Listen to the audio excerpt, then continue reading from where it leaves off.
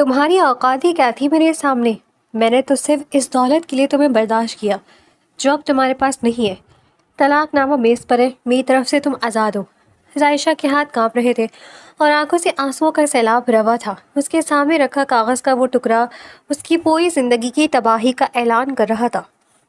وہ شخص جس کے لیے اس نے اپنا گھر، خاندان اور محبت سب کچھ ٹھکرا دیا تھا، آج اسے حاملہ حالت میں سڑک پر چھوڑ کر جا چکا تھا۔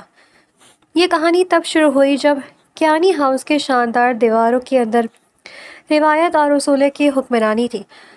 ڈاکٹر یاسر کیانی اپنے کمرے میں کھڑا گھڑی کی طرف دیکھ رہا تھا۔ اس کا چہرہ انتہائی سنجیدہ اور آنکھوں میں ایک خاص قسم کی سختی تھی۔ عائشہ دروازہ کھول کر اندر داخل ہوئی اور اس کے چہرے پر لاپرواہی تھی۔ تمہیں اندازہ کہ تم پورے 2 گھنٹے لیٹ ہو عائشہ؟ یاسر کی آواز میں ایک سرد مہری اور غصہ واضح تھا۔ عائشہ نے کندھے اچکائے اور آئینے کے سامنے کھڑی ہو کر اپنے بال سنوانے لگی۔ اس کے چہرے پر کوئی پیشمانی نہیں تھی۔ اوہو یاسر، تم ہر وقت اتنا اصولوں کا رونا کیوں روتے ہو؟ میں دوستوں کے ساتھ تھی، وقت کا پتہ ہی نہیں چلا۔ عائشہ نے بے نیازی سے جواب دیا۔ وقت کا پتہ نہ چلنا ایک غیر ذمہ داری رویہ ہے، غیر ذمہ دارانہ رویہ ہے۔ ہماری منگنی کو ساتھ ہو چکا ہے اور تم اب بھی بچوں جیسی حرکتیں کرتی ہو۔ زندگی صرف پارٹیز اور شاپنگ کا نام نہیں ہے۔ یاسر نے اپنی فائل بند کرتے ہوئے سخت لہجے میں کہا۔ عائشہ نے مڑ کر یاسر کو غصے سے دیکھا۔ اس کی آنکھوں میں یاسر کی اس سنجیدگی کے لیے شدید بیزاری تھی۔ مجھے مت سکھاؤ کہ زندگی کیا ہے۔ تم نے تو اپنی زندگی ہسپتال اور مریضوں کے بیچ دفن کر دی ہے۔ میں تمہاری طرح ایک بورنگ انسان نہیں بن سکتی۔ عائشہ کی آواز میں تلخی تھی۔ یہ بورنگ زندگی نہیں ہے عائشہ، یہ فرض ہے، اور تمہیں بھی ایک دن کیانی خاندان کی بہو کے طور پر یہ ذمہ داری اٹھانی ہوگی۔ یاسر نے اسے سمجھانے کی کوشش کی لیکن اس کا انداز اب بھی حاکمانہ تھا۔ میں کوئی روایتی بہو نہیں بننے والی، مجھے میری آزادی پیاری ہے۔ عائشہ پاؤں پٹکتی ہوئی کمرے سے باہر نکل گئی۔ یاسر اسے جاتا ہوا دیکھتا رہا۔ اس کے دل میں عائشہ کے لیے گہری محبت تھی لیکن وہ اس کے بچپنی اور مادری چیزوں کو حویث پیشان تھا۔ بیگم نصرت لاؤنج میں بیٹھی یہ سب سن رہی تھی۔ وہ کھڑی ہوئی اور یاسر کے پاس آئی۔ تم اسے زیادہ ڈھیل دے رہے ہو یاسر، عائشہ کو لگام ڈالنے کی ضرورت ہے۔ کیانی خاندان کا وقار اس کی ان بچگانہ حرکتوں سے اہم ہے۔ بیگم نصرت کے لہجے میں خاندانی غرور اور بیٹی کے لیے سختی تھی۔ پھپھو عائشہ بھی نہ سمجھ ہے، وقت کے ساتھ ساتھ وہ سمجھ جائے گی۔ میں اسے زبردستی تبدیل نہیں کرنا چاہتا۔ یاسر نے عائشہ کا دفاع کیا لیکن اس کی آواز میں ایک تھکن تھی۔ یونیورسٹی کے لان میں عائشہ اکیلی بیٹھی یاسر کی باتوں پر کڑ رہی تھی۔ اسی دوران زریاب وہاں آ گیا۔ زریاب کو لباس قیمتی اور انداز انتہائی شاطرانہ تھا۔ اس نے عائشہ کے چہرے کی پریشانی کو بھانپ لیا تھا۔ کیا بات ہے عائشہ، آج کیانی ہاؤس کی شہزادی اتنی اداس کیوں ہے؟ زریاب نے مسکراتے ہوئے عائشہ کے پاس بیٹھ کر پوچھا۔ عائشہ نے ایک گہری سانس لی اور زریاب کی طرف دیکھا۔ اس کی آنکھوں میں یاسر کے خلاف غصہ صاف نظر آ رہا تھا۔ کچھ نہیں زریاب، بس وہی پرانی باتیں ہیں۔ یاسر کی اصول پسندی اور اس کے لیکچرز نے میرا دماغ خراب کر دیا ہے، عائشہ نے جھنجھلاہٹ سے جواب دیا۔ زریاب کے ہونٹوں پر ایک مکروہ مسکراہٹ ابھری۔ اس نے عائشہ کی اس کمزوری کو اپنے فائدے کے لیے استعمال کرنے کا فیصلہ کر لیا تھا۔ مجھے حیرت ہوتی ہے عائشہ، تم اتنی خوبصورت ہو اور ماڈرن لڑکی ہو اور تمہیں اس روایتی اور بورنگ شخص کے ساتھ باندھ دیا گیا ہے۔ تمہاری زندگی تو بہت شاندار ہونی چاہیے۔ زریاب نے عائشہ کے غرور کو ہوا دی۔ عائشہ نے زریاب کی بات پر غور کیا۔ اسے زریاب کی باتیں اپنے دل کی آواز لگنے لگی۔ تم صحیح کہتے ہو زریاب، میں یاسر کے ساتھ ایک قیدی کی طرف محسوس کرتی ہوں۔ وہ میری آزادی چھیننا چاہتا ہے۔ عائشہ نے زریاب کی باتوں میں آ کر اپنا فیصلہ سنانا شروع کر دیا۔ تمہیں اپنی زندگی کا فیصلہ خود کرنا چاہیے عائشہ، تم کسی کی غلام نہیں ہو۔ میرے ساتھ چلو، میں تمہیں وہ دنیا دکھاؤں گا جس کی تم خواب دیکھتی ہو، ایک آزاد اور ماڈرن دنیا۔ زریاب نے اسے سبز باغ دکھائے اور اس کا ہاتھ تھام لیا۔ عائشہ جو پہلے یاسر سے بیزار تھی، زریاب کی چکنی چپڑی باتوں کی سحر میں مکمل طور پر گرفتار ہو گئی۔ اس نے خاندانی روایت کو بغاوت کی نظر سے دیکھنا شروع کر دیا۔ کیانی ہاؤس کا ڈرائنگ روم آج میدانی جنگ بنا ہوا تھا۔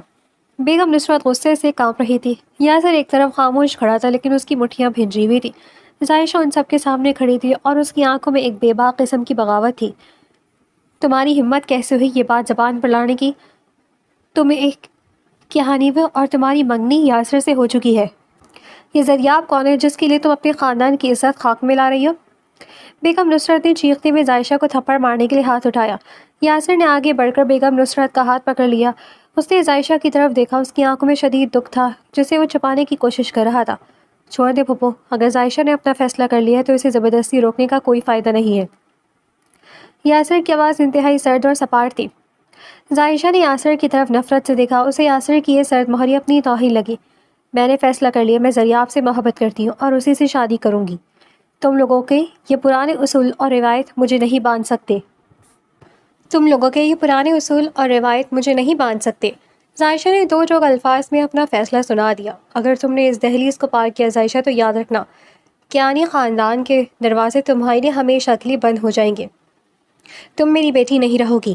بیگم نصرت نے آخری وارننگ دی۔ ان کی آواز میں خاندانی وقار کی خاطر بیٹی کو قربان کرنے کا عزم تھا۔ مجھے تمہاری اس جیل کی ضرورت بھی نہیں ہے۔ زریاب مجھے تم سب سے زیادہ خوش رکھے گا، عائشہ نے غرور سے کہا اور دروازے کی طرف بڑھ گئی۔ یاسر خاموشی سے اسے جاتا ہوا دیکھتا رہا۔ اس کا دل ٹوٹ کر بکھر چکا تھا، لیکن اس نے اپنی انا اور وقار کو مجروح نہیں ہونے دیا۔ اس واقعے نے یاسر کو اندر سے پھتر کر دیا۔ اس نے اپنے آپ کو ہسپتال کی شفٹوں اور مریضوں میں اس قدر غرق کر لیا کہ گھر صرف سونے کے لیے آتا تھا۔ عائشہ نے زریاب کے ساتھ کورٹ میرج کر لی۔ شروع کے کچھ دن بہت حسین تھے۔ زریاب نے اسے ہر وہ جھوٹی خوشی دی جس کا اس نے وعدہ کیا تھا، لیکن یہ سراب بہت جلد ٹوٹنے والا تھا۔ شادی کے 4 ماہ بعد کا دن تھا۔ زریاب غصے میں گھر داخل ہوا اور سیدھا عائشہ کے پاس آیا۔ عائشہ صوفے پہ بیٹھی ٹی وی دیکھ رہی تھی۔ زریاب کا چہرہ سرخ ہو رہا تھا۔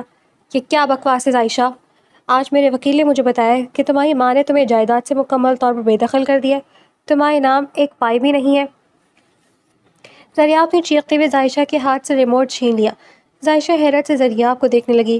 اسے زریاب کا یہ روپ پہلی بار نظر آیا تھا۔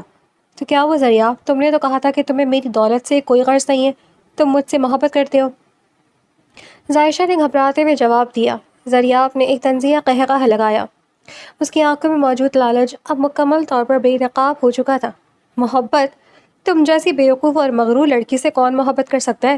میں نے تو صرف کیانی خاندان کی دولت کے لیے تم سے شادی کی تھی، اور اب جب وہ دولت ہی نہیں ملی تو تمہارا میں کیا کروں گا؟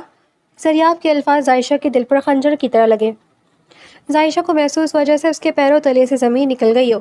وہ جس شخص کے لیے اپنا سب کچھ چھوڑ کر آئی تھی وہ صرف ایک دھوکے باز تھا۔ تم ایسا کیسے کہہ سکتے ہو زریاب؟ میں حاملہ ہوں، تمہارے بچے کی ماں بننے والی ہوں۔ عائشہ نے روتے ہوئے زریاب کا ہاتھ پکڑنے کی کوشش کی۔ زریاب نے جھٹکے سے اپنا ہاتھ چھڑایا اور عائشہ کو دھکا دیا۔ عائشہ صوفے پر گر گئی۔ مجھے تمہارے اس بچے کی کوئی ضرورت نہیں ہے۔ میرے پاس تمہیں اور تمہارے اس بچے کو پالنے کے لیے پیسے نہیں ہیں، زریاب نے بے رحمی سے کہا اور کمرے سے باہر نکل گیا۔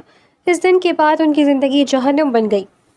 روزمرہ کے جھگڑے، مالی تنگی دستی اور زریاب کے طعنوں نے عائشہ کو اندر سے توڑ دیا۔ اسے اب یاسر کی ہر وہ بات یاد آنے لگی تھی جو اس وقت اسے بورنگ لگتی تھی۔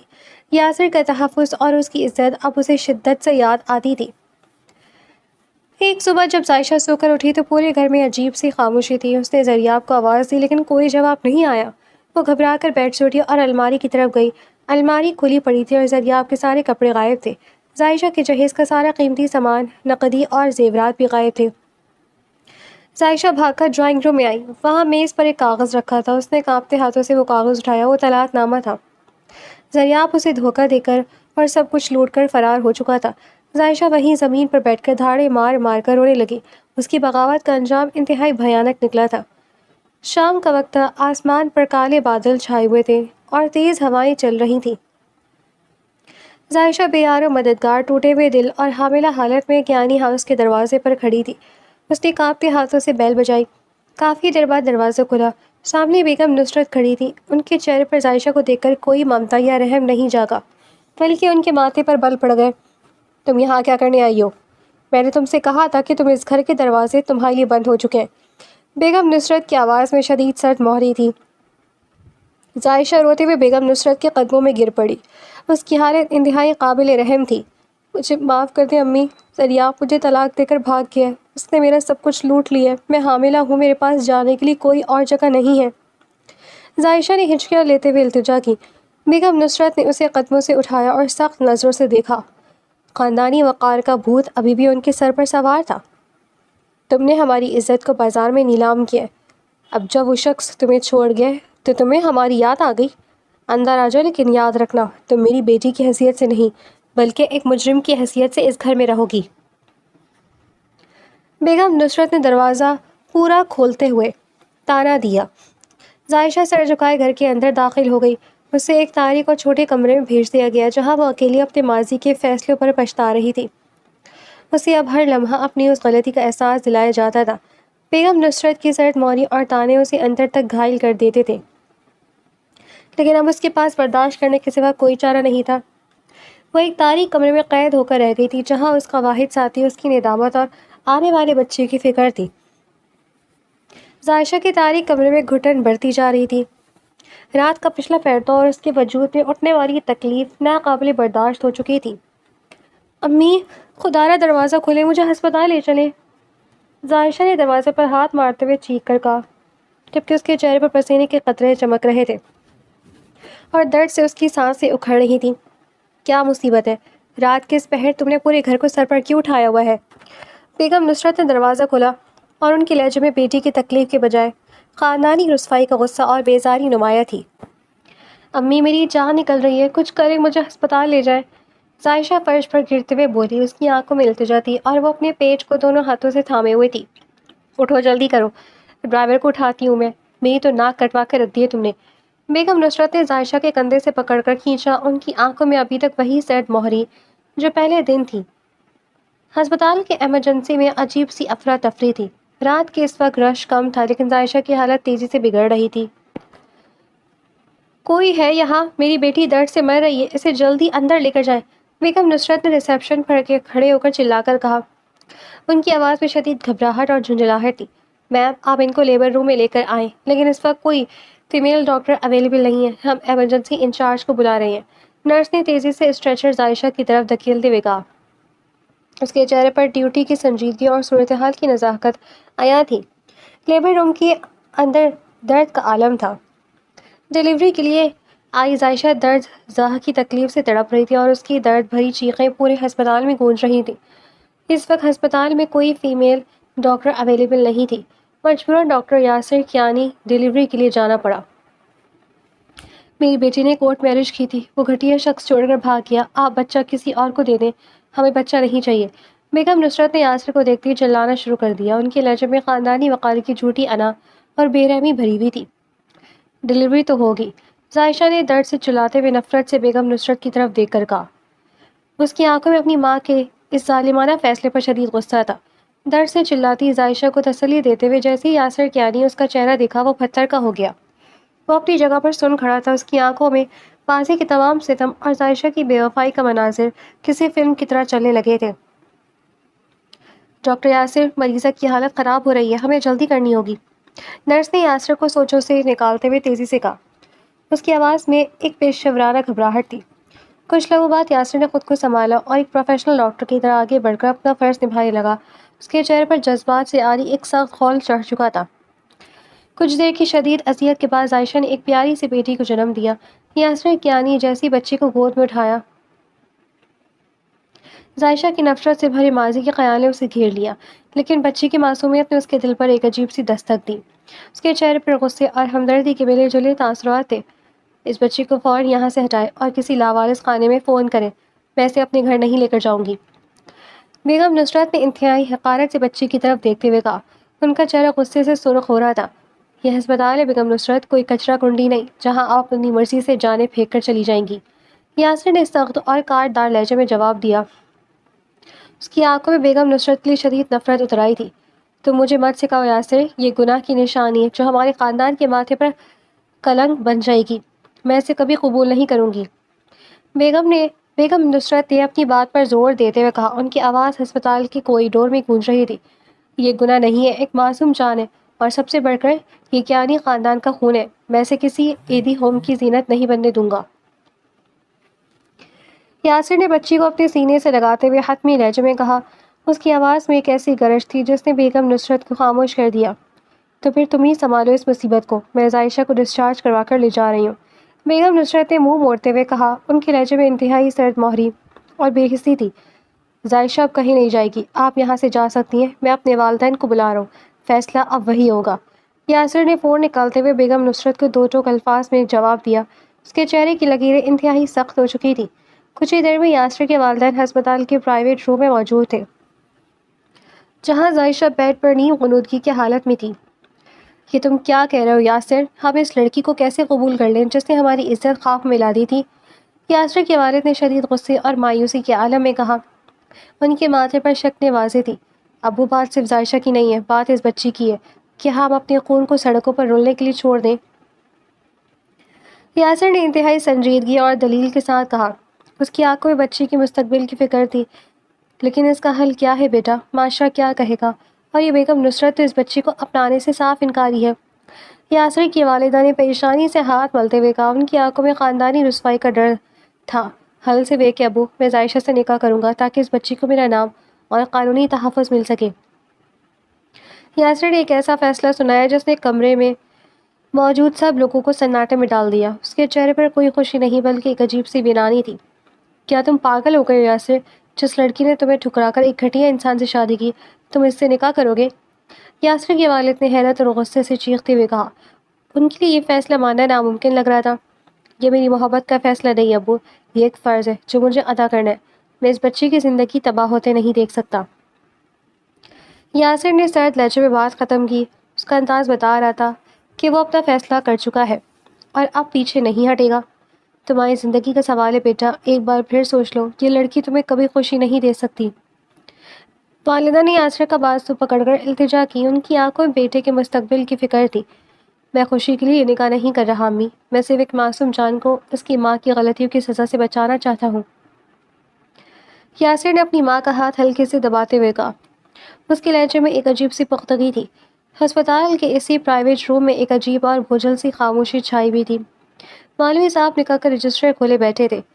عائشہ بنت کیانی، کیا آپ کو ڈاکٹر یاسر کیانی بل کیانی کے ساتھ یہ قبول ہے؟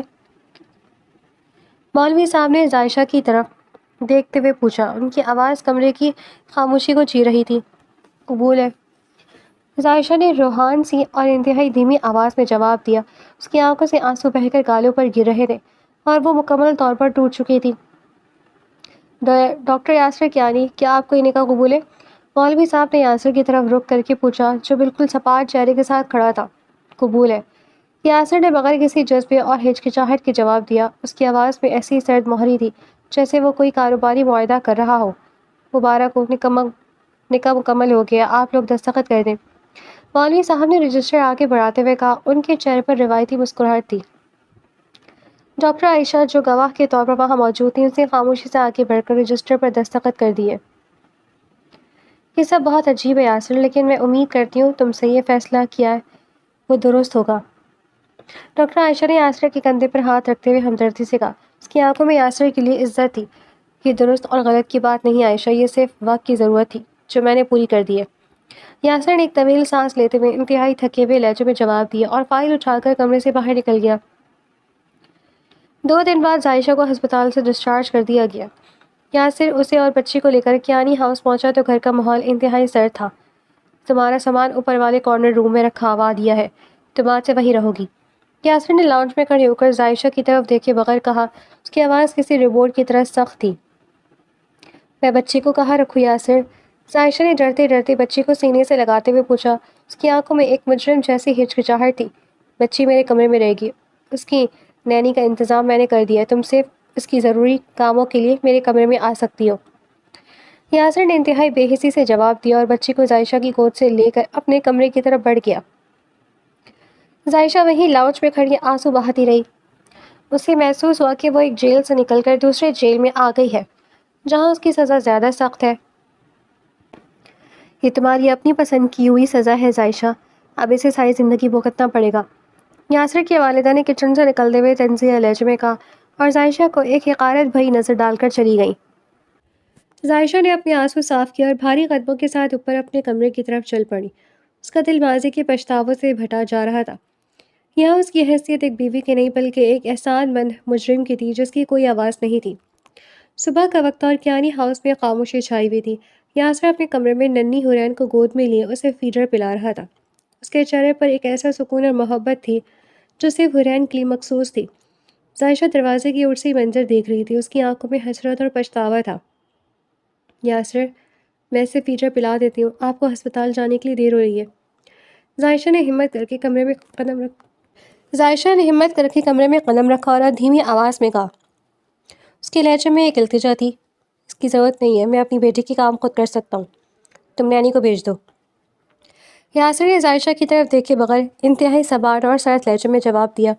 اس کی نظریں حرین کے چہرے پر جمی تھیں. لیکن میں اس کی ماں ہوں, مجھے ابھی اس کے قریب آنے کا حق ہے.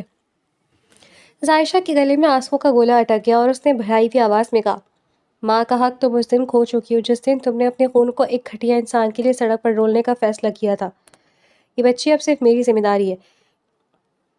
یاسر نے حرین کو بستر پر لٹاوے سخت اور کاردار لہجے میں کہا اور عائشہ کو اپنی جگہ پر منجمد کر دیا.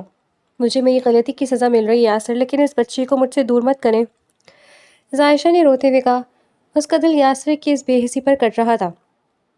میں نے اسے تم سے دور نہیں کیا, بس تمہاری اوقات تمہیں یاد دلا رہا ہوں. میرے کمرے میں تب تک مت آنا جب تک میں نہ بلاؤں. یاسر نے اپنی گھڑی پہنتے ہوئے حتمی فیصلہ سنایا اور کمرے سے باہر نکل گیا. عائشہ وہیں کھڑی آنسو بہاتی رہی. یہ روز کا معمول بن چکا تھا. یاسر ایک بہترین باپ تھا, لیکن اس کے لیے ایک اجنبی اور پتھر دل شوہر تھا. دوپہر کے وقت لاؤنج میں یاسر کی والدہ بیٹھی ٹی وی دیکھ رہی تھی. عائشہ ان کے لیے چائے کا کپ لے کر آئی. اس نے بڑی خاموشی اور تمیز سے کپ میز پر رکھا. یہ کیا پانی جیسی چائے بنا کر لائی ہو تم؟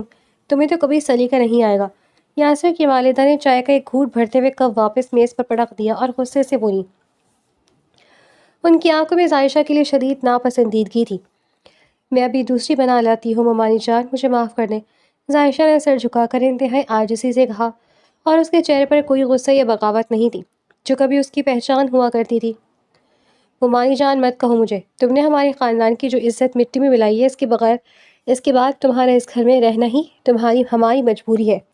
انہوں نے عائشہ کو سخت طعنہ دیا اور منہ پھیر لیا. میں جانتی ہوں میں نے بہت بڑا گناہ کیا ہے, لیکن میں سچی توبہ کر چکی ہوں, مجھے ایک موقع دے دیں. عائشہ نے لرزتی ہوئی آواز میں کہا اور چائے کا کپ اٹھا کر کچن کی طرف مڑ گئی. کچن میں کھڑے ہو کر وہ بے تحاشا رونے لگی. اس کے اندر ندامت کا لاوا پک رہا تھا. وہ اب ایک بدلی ہوئی عورت تھی. اس نے گھر کے تمام کام اپنے ذمے لے لیے تھے. نینی کے ہونے کے باوجود وہ حرین کے کپڑے دھوتی, اس کے کھلونے صاف کرتی اور یاسر کی ہر پسند ناپسند کا خاموشی سے خیال رکھنے لگی تھی اور کوشش بھی کرتی. شام کو یاسر ہسپتال سے واپس آئے تو وہ بہت تھکا ہوا لگ رہا تھا. عائشہ نے جلدی سے اس کے لیے کافی بنائی اور اس کے کمرے میں لے گئی. یاسر صوفے پر آنکھیں بند کیے لیٹا تھا. یاسر آپ کی کافی. عائشہ نے کافی کا مگ میز پر رکھتے ہوئے دھیمی آواز میں کہا. یاسر نے آنکھیں کھولی اور میز پر رکھی کافی کو دیکھا. اس نے مگ اٹھایا اور ایک گھونٹ لیا. کافی بالکل ویسی ہی تھی جیسی اسے پسند تھی, لیکن اس کے چہرے پر کوئی تاثر نہیں ابھرا. میرا نائٹ سوٹ نکال کر بیڈ پر رکھ دو اور صبح کے لیے میری بلو شرٹ استری کر دینا. یاسر نے کافی پیتے ہوئے ایک روبوٹ انداز میں حکم دیا. اس نے عائشہ کی محنت کی کوئی داد نہیں دی. میں نے آپ کا سوٹ نکال دیا اور شرٹ بھی استری کر کے الماری میں لٹکا دی ہے. کھانے میں آپ کی پسند کا قورمہ بنایا ہے, لگا دوں؟ عائشہ نے امید بھری نظروں سے یاسر کی طرف دیکھتے ہوئے پوچھا. مجھے بھوک نہیں ہے, میں باہر سے کھا کر آیا ہوں, تم جا سکتی ہو. یاسر نے سرد لہجے میں بات ختم کی اور دوبارہ آنکھیں بند کر لی. عائشہ کا دل ایک بار پھر ٹوٹ گیا. اس کی کوئی بھی کوشش یاسر کے دل کی برف پگھلانے میں کامیاب نہیں ہو رہی تھی. وہ خاموشی سے کمرے سے باہر نکل آئی. رات عائشہ اپنے تاریک کمرے میں جانماز پر بیٹھی رو رو کر اللہ سے معافی مانگ رہی تھی. اس کی ہچکیاں کمرے کی خاموشی میں گونج رہی تھی. یا اللہ, مجھے میری بغاوت کی سزا مل گئی ہے. میرے دل سے یاسر کی سرد مہری برداشت نہیں ہوتی. میں نے ایک ہیرے کو ٹکرا کر پتھر کا انتخاب کیا تھا اور اب میرے ہاتھ زخمی ہیں. میرے شوہر کے دل میں میری نرمی ڈال دے. عائشہ نے ہاتھ اٹھا کر سسکیوں کے درمیان دعا کی. اس کا وجود دکھ اور پچھتاوے کی تصویر بنا ہوا تھا. کئی مہینے اسی سرد جنگ اور خاموش ندامت سے گزر گئے. حنین اب گھٹنوں کے بل چلنے لگی تھی. عائشہ کی خاموش خدمت اور بدلے ہوئے رویے نے گھر والوں کو حیران تو کیا تھا, لیکن کوئی بھی اس پر اعتبار کرنے کو تیار نہیں تھا. یاسر اب بھی ایک مضبوط دیوار بنا ہوا تھا جس کے پار جانا عائشہ کے لیے ناممکن لگ رہا تھا. دوپہر عائشہ کچن میں کام کر رہی تھی کہ اچانک اس کا موبائل بجنے لگا. اس نے ہاتھ صاف کیا اور اسکرین پر دیکھا. ایک انجان نمبر جگمگا رہا تھا. اس نے جھجکتے ہوئے کال ریسیو کی. ہیلو, کون؟ عائشہ نے آپ سے انداز سے پوچھا. کیسی ہو میری جان؟ کیا اپنے پہلے شوہر کی آواز اتنی جلدی بھول گئی تم؟ فون کی دوسری طرف سے ابھرنے والی آواز سن کر عائشہ کے قدموں تلے سے زمین نکل گئی۔ یہ زریاب کی آواز تھی۔ زریاب، تم نے مجھے کال کرنے کی ہمت کیسے کی؟ عائشہ کے ہاتھ کانپنے لگے اور اس کے چہرے کا رنگ فاق ہو گیا۔ اس کی آواز میں شدید خوف شامل ہو چکا تھا۔ ہمت تو مجھ میں بہت ہے عائشہ بیگم۔ سنا ہے تم نے اپنے اسی بورنگ کزن سے شادی کر لی ہے جسے تم گالیاں دیا کرتی تھی۔ کیا نام تھا اس ڈاکٹر کا؟ یاسر۔ اس کا ڈاکٹر یاسر کرمانی۔ کیا نام تھا اس کا؟ ڈاکٹر یاسر کرمانی۔ زریاب نے ایک تنزیہ اور مکروہ قہقہہ لگایا اور اس کی آواز عائشہ کے کانوں میں سیسا بن کر اتر رہی تھی۔ میرا تم سے کوئی تعلق نہیں ہے زریاب، تم مجھے طلاق دے چکے ہو، مجھے دوبارہ کبھی کال مت کرنا۔ عائشہ نے چیختے ہوئے کال کاٹنے کی کوشش کی۔ اس کا دل تیزی سے دھڑک رہا تھا۔ فون کاٹنے کی غلطی مت کرنا عائشہ، ورنہ میں سیدھا کیانی ہاؤس آؤں گا اور یاسر کو بتاؤں گا کہ حرین کی پیدائش سے پہلے ہماری طلاق ہوئی ہی نہیں تھی۔ زریاب نے ایک انتہائی گھٹیا اور جھوٹی دھمکی دی۔ اس کی آواز میں ایک بلیک میلنگ کا واضح عنصر تھا۔ تم جھوٹ بول رہے ہو زریاب، تم نے مجھے خط کے ذریعے طلاق دی تھی اور وہ خط میرے پاس ہے۔ تم میرے خاندان کو برباد نہیں کر سکتے۔ عائشہ رو پڑی۔ اس کے اعصاب اس اچانک حملے سے جواب دے رہے تھے۔ وہ خط ایک عام کاغذ تھا عائشہ، قانونی طور پر کچھ ثابت نہیں کر سکتا۔ اگر تم چاہتی ہو کہ میں خاموش ہوں اور تمہاری عزت درانہ زندگی چلتی رہے تو مجھے 50 لاکھ روپے چاہیے، میرے پاس پیسے ختم ہو گئے۔ زریاب نے اپنا اصل مقصد ظاہر کر دیا۔ اس کا لہجہ انتہائی شفاف تھا۔ میرے پاس اتنے پیسے نہیں ہیں زریاب، تم جانتی ہو مجھے جائیداد سے بے دخل کیا جا چکا ہے، میں ایک پائی بھی نہیں دے سکتی۔ عائشہ فرش پر بیٹھ کر اس کی حالت ایک ڈرے ہوئے ہرن جیسی ہو گئی تھی۔ پیسے تمہیں لانے ہوں گے عائشہ، ورنہ میں ڈاکٹر یاسر کیانی کی عزت اچھالنے میں 1 منٹ نہیں لگاؤں گا۔ کل تک کا وقت ہے تمہارے پاس، ورنہ انجام کی ذمہ دار تم خود ہوگی۔ زریاب نے دھمکی دے کر فون کاٹ دیا۔ عائشہ نے موبائل فرش پر پھینک دیا اور اپنے بال نوچنے لگی۔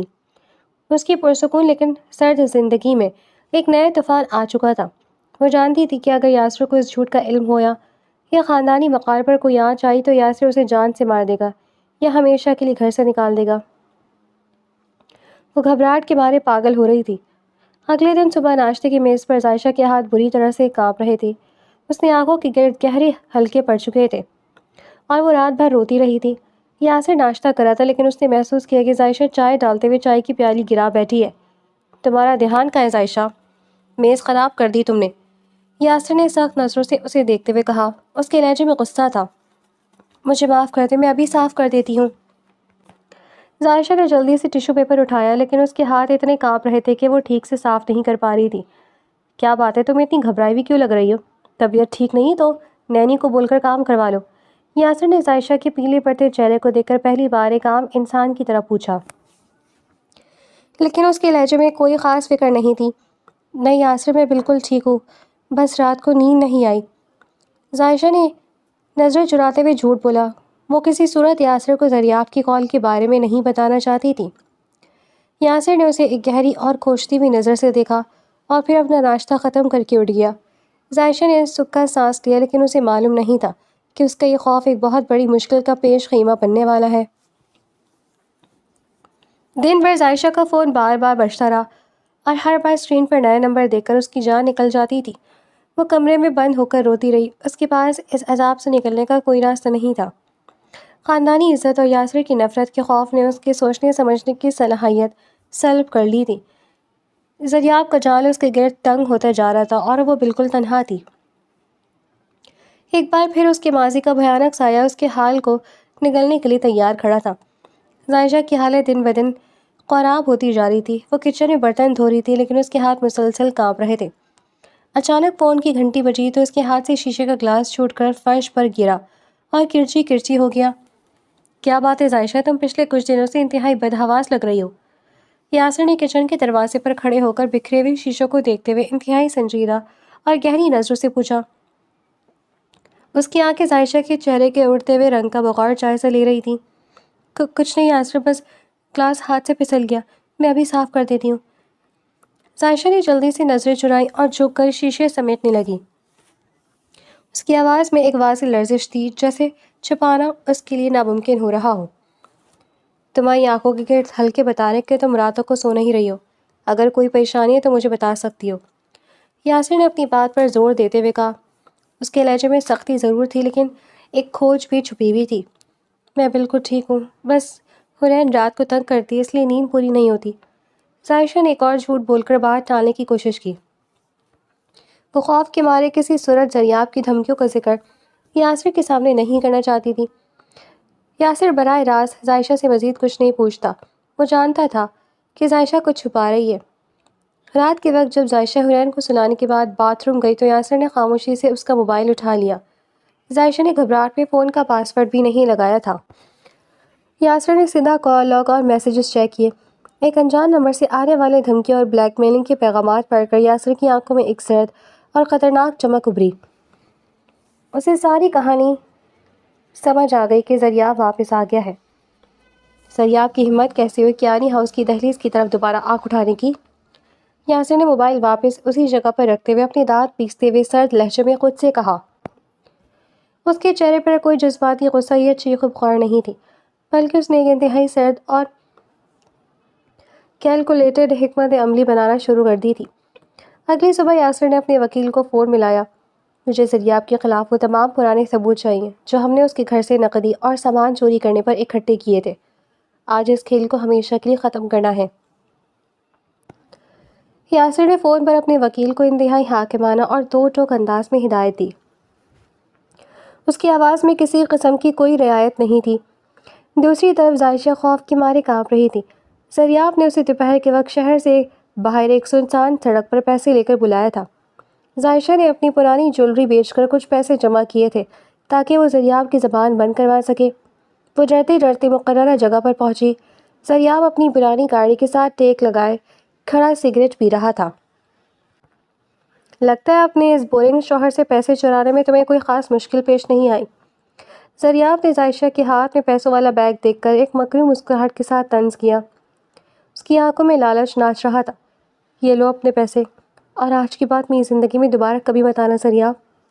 عائشہ نے کانپتے ہاتھوں سے بیگ آگے بڑھایا۔ اس کا دل خوف سے سینے کی پسلیاں توڑ کر باہر آنے کو بےتاب تھا، اور وہ ایک لمحہ بھی وہاں نہیں رکنا چاہتی تھی۔ پیسے تو میں لے لوں گا لیکن میری واپسی کی گارنٹی میں نہیں دے سکتا۔ تم تو اب میری سونے کی چڑیا بن چکی ہو۔ زریاب نے بیگ پکڑتے ہوئے انتہائی گھٹیا اور شفاف لہجے میں جواب دیا۔ اس کا ارادہ عائشہ کو مسلسل بلیک میل کرنے کا تھا۔ تمہیں اس سونے کی چڑیا کی قیمت اب جیل کی سلاخوں کے پیچھے چکانی پڑے گی زریاب۔ اچانک پیچھے سے یاسر کی بھاری اور روبدار آواز گونجی۔ زریاب کے ہاتھ سے بیگ چھوٹ کر زمین پر گر گیا۔ عائشہ نے مڑ کر دیکھا تو یاسر اپنی وکیل اور پولیس کی بھاری نفری کے ساتھ وہاں موجود تھا۔ یاسر، تم یہاں کیسے آئے؟ اور یہ پولیس کیوں ساتھ لائے ہو؟ زریاب کے چہرے کا رنگ اڑ گیا اور اس نے ہکلاتے ہوئے قدم پیچھے ہٹائے۔ اس کی ساری مکاری خاک میں مل چکی تھی۔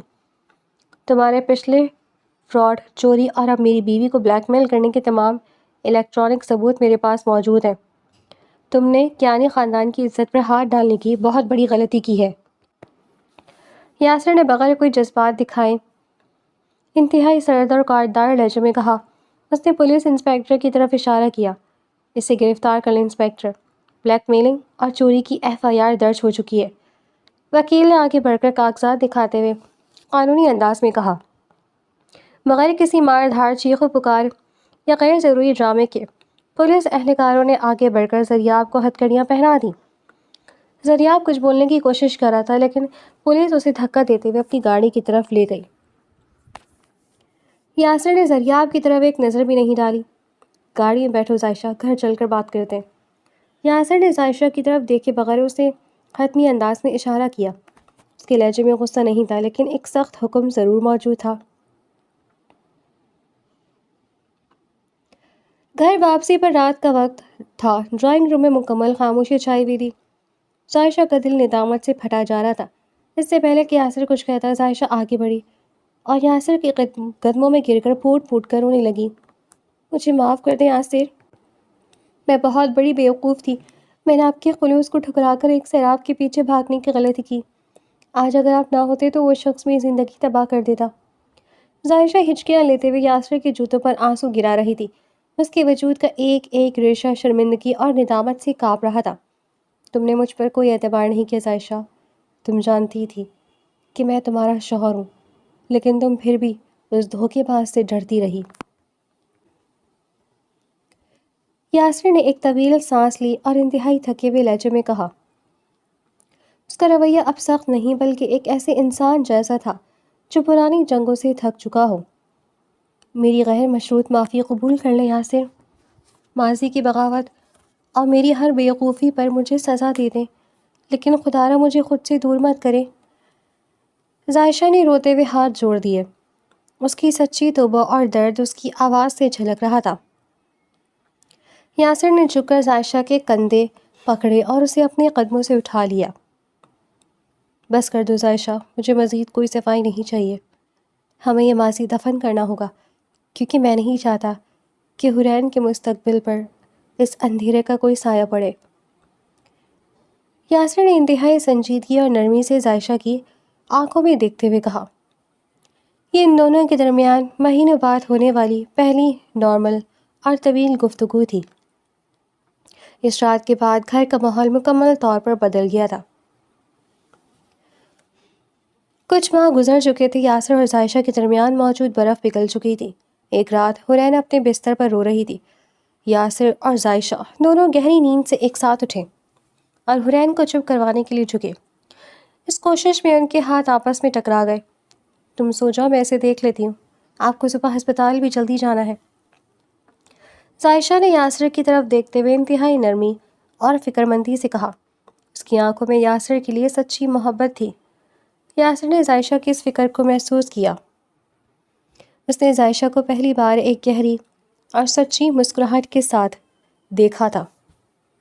کوئی بات نہیں، ہم دونوں مل کر اسے چپ کروا لیتے ہیں، تم اکیلی بھی تو سارے دن تھک جاتی ہو۔ یاسر نے حرین کو گود میں اٹھاتے ہوئے محبت بھرے لہجے میں کہا۔ اس کی اس چھوٹی سی بات نے ظاہشہ کے دل میں خوشی کے پھول کھلا دیے۔ اگلی صبح ناشتے کی میز پر یاسر اخبار پڑھ رہا تھا۔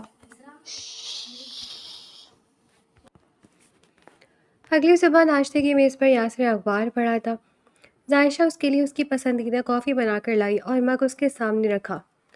بہت شکریہ ظاہشہ، تمہارے ہاتھ کی کافی کے بغیر اب میرے دن کا آغاز نہیں ہوتا۔ یاسر نے اخبار نیچے رکھتے ہوئے کافی کا مگ اٹھایا اور ظاہشہ کی طرف دیکھ کر شکر گزاری سے کہا۔ اس کے لہجے میں ایک اپنائیت تھی۔ آپ کو پسند ہے اس لیے میں خود بناتی ہوں۔ آج ہسپتال میں آپ کا وہ پیچیدہ آپریشن کیسا رہے گا؟ ظاہشہ نے کرسی پر بیٹھتے ہوئے مسکرا کر پوچھا۔ ڈائننگ ٹیبل پر اب پرانی خاموشی نہیں ہوتی تھی، بلکہ ہسپتال اور گھر کے معاملات پر ہلکی پھلکی اور میچور گفتگو ہوتی تھی۔ امیدیں بہتر رہے گا، عائشہ بھی اسسٹ کر رہی ہے، اس لیے کوئی مسئلہ نہیں ہوگا۔ یاسر نے کافی کا گھونٹ بھرتے ہوئے اطمینان سے جواب دیا۔ ان کے درمیان اعتماد کا رشتہ انتہائی مضبوط ہو چکا تھا۔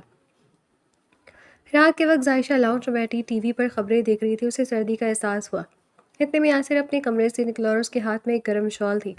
وہ خاموشی سے ظاہشہ کے پیچھے آیا اور شال اس کے کندھوں پر اوڑھا دی۔ موسم بدل رہا ہے، تم اپنا خیال نہیں رکھو گی تو بیمار پڑ جاؤ گی۔ یاسر نے ظاہشہ کے کندھے پر ہلکا سا ہاتھ رکھتے ہوئے شفیق اور محبت بھرے انداز میں کہا۔ یہ چھوٹے چھوٹے افعال ایک سنجیدہ، خاموش لیکن گہری محبت کے دوبارہ پروان چڑھنے کی واضح نشاندہی کرتے تھے۔ وقت تیزی سے گزرتا گیا اور حرین کی پہلی سالگرہ کا دن آ گیا۔ کیانی ہاؤس کو بہت خوبصورتی سے سجایا گیا۔ کیانی خاندان کے تمام افراد جمع تھے۔ ماحول میں خوشی اور قہقہے بکھرے ہوئے تھے۔ بیگم نصرت بھی وہاں موجود تھی۔ وہ اب اپنی پرانی غلطی اور غرور پر نادم ہو کر شرکت کرنے آئی تھی۔ مجھے معاف کر دینا ظاہشہ، میں نے خاندانی انا میں اندھی ہو کر اپنی ہی بیٹی پر ظلم کیا تھا۔ تم نے اور یاسر نے مل کر جو گھر بسایا، اس نے میرا غرور توڑ دیا ہے۔ بیگم نصرت نے ظاہشہ کی گلے لگ کر روتے ہوئے انتہائی شرمندگی سے کہا۔ ان کے دل کا میل صاف ہو چکا تھا۔ کوئی بات نہیں امی جان، وقت بہترین استاد ہے۔ میں نے بھی تو بہت بڑی غلطی کی تھی، لیکن یاسر کی فراغ دلی نے ہم سب کو جوڑ کر رکھا ہے۔ آپ کا یہاں ہونا ہی میرے لیے سب سے بڑی خوشی ہے۔ ظاہشہ نے اپنی ماں کے آنسو صاف کرتے ہوئے انتہائی پر اعتماد اور باشعور انداز میں جواب دیا۔ وہ اب ایک مکمل طور پر سمجھدار بیوی اور ماں کے روپ میں کھڑی تھی۔ سالگرہ کا کیک کٹنے کا وقت آیا۔ یاسر نے حرین کو ایک بازو میں اٹھا رکھا تھا۔ اس نے اسٹیج پر کھڑے ہو کر مائک پکڑا اور سب مہمانوں کی طرف دیکھا، پھر اس نے اپنا دوسرا ہاتھ ظاہشہ کی طرف بڑھایا۔ ظاہشہ نے مسکراتے ہوئے عائشہ کا ہاتھ تھاما اور اس کے ساتھ کھڑی ہو گئی۔ آج حرین کی پہلی سالگرہ کے موقع پر میں آپ سب کا شکر گزار ہوں، لیکن اس خوشی کے موقع پر میں ایک خاص انسان کا ذکر کرنا چاہتا ہوں۔ یاسر نے مائک پر بولتے ہوئے ظاہشہ کی طرف دیکھا۔ اس کی آنکھوں میں ایک ایسا فخر تھا جس نے ظاہشہ کا سر اونچا کر دیا۔ یہ عائشہ ہے جو صرف میری ایک کزن یا حالات کی مجبوری سے بنی ہوئی بیوی نہیں ہے، یہ میری شریک حیات ہے، میرے گھر کا سکون ہے اور میری بیٹی حرین کی بہترین ماں ہے۔ ان کے بغیر میری زندگی کا یہ سفر نامکمل تھا۔ یاسر نے سب کے سامنے عائشہ کا تعارف انتہائی عزت اور محبت کے ساتھ کرایا۔ اس کے الفاظ نے ہال میں موجود ہر شخص کے دل کو چھو لیا۔ عائشہ نے خوشی کے آنسوؤں کے ساتھ یاسر کی طرف دیکھا۔ دونوں کی آنکھوں میں ایک دوسرے کے لیے مکمل احترام اور سچی محبت چمک رہی تھی۔ ان کا رشتہ اب کسی ڈر، مجبوری یا ماضی کے سائے کا محتاج نہیں رہا تھا۔ کہانی بغیر کسی غیر ضروری ڈرامے کے ایک انتہائی مضبوط خاندانی بندھن اور ایک خوبصورت منطقی انجام کے ساتھ مکمل ہو چکی تھی۔ ماضی کی تمام تلخیاں مٹ چکی تھیں اور گیانی ہاؤس میں اب صرف محبت اور اعتماد کی حکمرانی تھی۔